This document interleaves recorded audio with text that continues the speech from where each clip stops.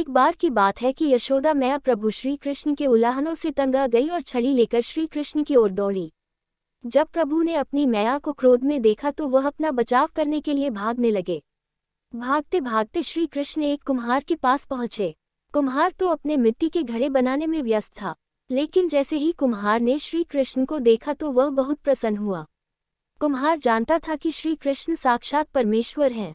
तब प्रभु ने कुम्हार से कहा कि कुम्हार जी, आज मेरी मैया मुझ पर बहुत क्रोधित है।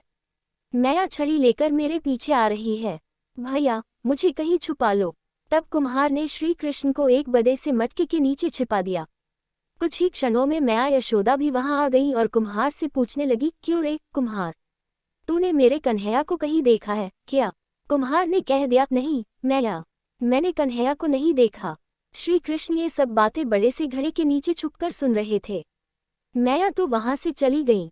अब प्रभु श्री कृष्ण कुम्हार से कहते हैं, कुम्हार जी, यदि मैया चली गई हो तो मुझे इस घड़े से बाहर निकालो।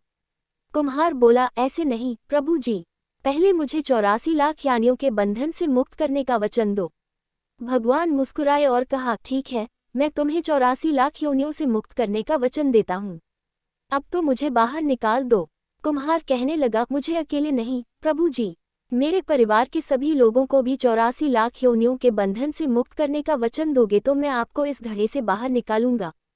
प्रभु जी कहते हैं, चलो ठीक है, उनको भी 84 लाख योनियों के बंधन से मुक्त होने का मैं वचन देता हूँ। अब तो मुझे घड़े से बाहर निकाल दो। अब कुम्हार कहता है, बस प्रभु जी, एक विनती और है, उसे भी पूरा करने का वचन दे दो तो मैं आपको घड़े से बाहर निकाल दूंगा। भगवान बोले, वो भी बता दे, क्या कहना चाहते हो? कुम्हार कहने लगा, प्रभु जी, जिस घड़े के नीचे आप छुपे हो उसकी मिट्टी मेरे बैलों के ऊपर लाद के लाई गई है। मेरे इन बैलों को भी 84 के बंधन से मुक्त करने का वचन दो। भगवान ने कुम्हार के प्रेम पर प्रसन्न होकर उन बैलों को भी 84 के बंधन से मुक्त होने का वचन दिया। प्रभु बोले, अब तो तुम्हारी सब इच्छा पूरी हो गई, अब तो मुझे घड़े से बाहर निकाल दो। तब कुम्हार कहता है, अभी नहीं भगवान, बस एक अंतिम इच्छा और है, उसे भी पूरा कर दीजिए, और वह ये है, जो भी प्राणी हम दोनों के बीच के इस संवाद को सुनेगा उसे भी आप 84 लाख योनियों के बंधन से मुक्त करोगे। बस ये वचन दे दो तो मैं आपको इस घड़े से बाहर निकाल दूंगा। कुम्हार की प्रेम भरी बातों को सुनकर प्रभु श्री कृष्ण बहुत खुश हुए और कुम्हार की इस इच्छा को भी पूरा करने का वचन दिया। फिर कुम्हार ने बाल श्री कृष्ण को घड़े से बाहर निकाल दिया। उनके चरणों में साष्टांग प्रणाम किया, प्रभु जी के चरण धोए और चरणामृत लिया। अपनी पूरी झोपड़ी में चरणामृत का छिड़काव किया और प्रभु जी के गले लगकर इतना रोए कि प्रभु में ही विलीन हो गए। जरा सोचे, जो बाल श्री कृष्ण 7 कोस लंबे चौड़े गोवर्धन पर्वत को अपनी इतनी अंगुली पर उठा सकते हैं, तो क्या वो एक घड़ा नहीं उठा सकते थे? लेकिन बिना प्रेम रीझे नहीं नटवर नंद किशोर।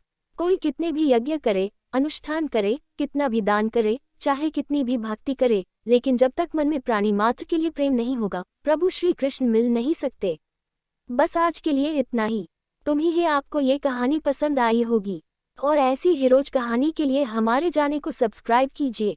और अगर आपको ये कहानी पसंद आई होगी तो इस वीडियो को लाइक कीजिए, शेयर कीजिए और कमेंट कीजिए। मिलते हैं और एक नई कहानी के साथ।